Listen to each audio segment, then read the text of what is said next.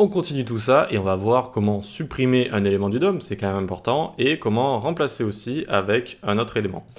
On commence par la suppression. Allez, on va commencer par la suppression. Donc là, on a notre liste, tac, elle est ici.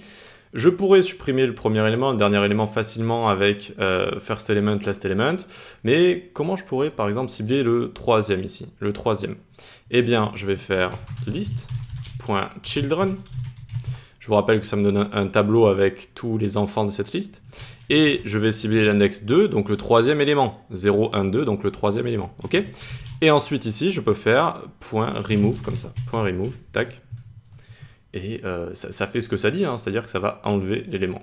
Regardez, 1, 2, 3, 4. Ah oui, donc il me reste toujours celui que je rajoute ici. Je vais le mettre en commentaire également. Hop. Et en tout cas, ici, on voit bien qu'il me reste que 3 éléments. Vous voyez, LI, LI, LI. Alors que, à la base, j'en ai mis 4 ici. D'accord? Donc, j'ai bien le troisième ici qui a été enlevé, qui a été supprimé. Voilà.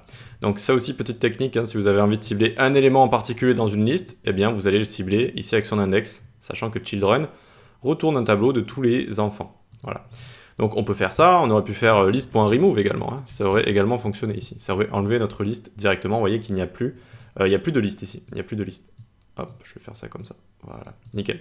Plus de liste. Donc ensuite, qu'est-ce qu'on peut voir ici? On va voir comment remplacer un élément. Par exemple, j'ai envie de remplacer maintenant le second élément, donc à l'index 1. Je vais faire list.children. .children ici, nickel. Et le second élément se trouve à l'index 1.